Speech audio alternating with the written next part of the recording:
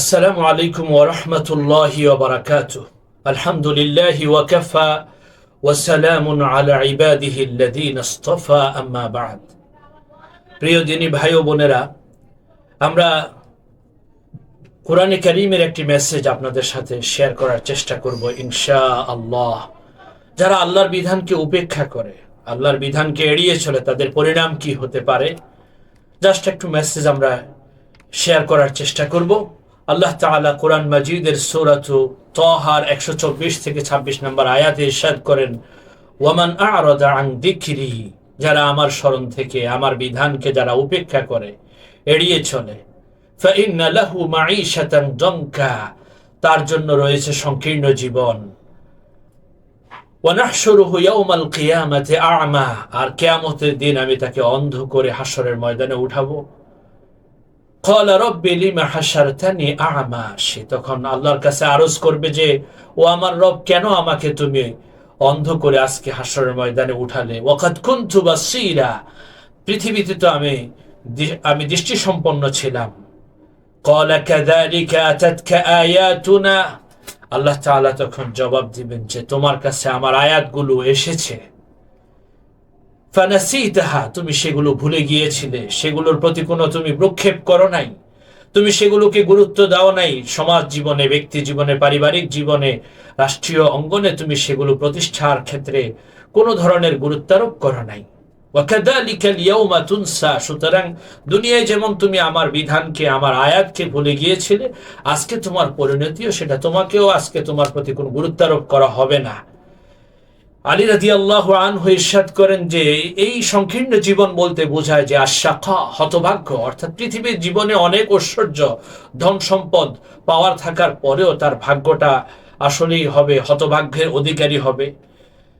আরেকটি বর্ণনায় এসেছে, এর অর্থ হচ্ছে যে তাকে যে অন্ধ করে উঠানো হবে, এর অর্থ হলো কিয়ামতের দিন আল্লাহর কাছে প্রমাণ পেশ করার মতো তার কাছে কোনো ধরনের প্রমাণ পেশ করার থাকবে না, যৌক্তিকতা প্রমাণ থাকবে না। আল্লাহ তাআলা কোরআন মাজিদের আরেকটি আয়াতে ইরশাদ করেন সূরাত ইসরার, ওয়া নাহশুরুহুম ইয়াওমাল কিয়ামাতি আলা ওয়ুজুহিহিম উমিয়াও ওয়া বুকমাও ওয়া সুম্মা, কিয়ামতের দিন আমি তাদেরকে উপুড় করে অন্ধ, বধির এবং তাদেরকে বোবা করে আমি উঠাবো। মাওয়াহুম জাহান্নাম, তাদের ঠিকানা হবে জাহান্নাম। কুল্লামা খাবাত জিদনাহুম সাঈরা, আগুন যখন একটু তেজ কমে যাবে, আবার আমি সেটার তেজস্বিতা আরো বাড়িয়ে দিব।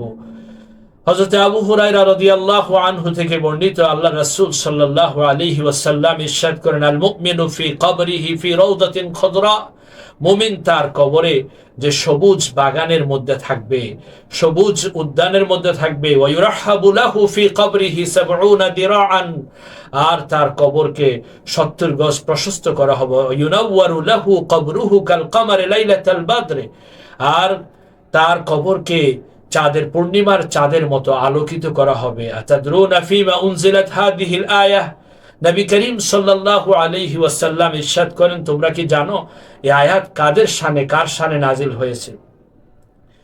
ফাইন্না লাহু মাঈশাতান দানকা ক্বালু ওয়াল্লাহু ওয়া রাসূলুহু আ'লাম, তখন সাহাবায়ে কেরাম আরজ করলেন যে আল্লাহ এবং তার রাসূলই এ সম্পর্কে ভালো জানেন। ক্বালা আযাবুল কাফিরি ফি কবরিহি, এটা হলো যে কাফেরের কবরের মধ্যে কাফেরের আযাব সম্পর্কে।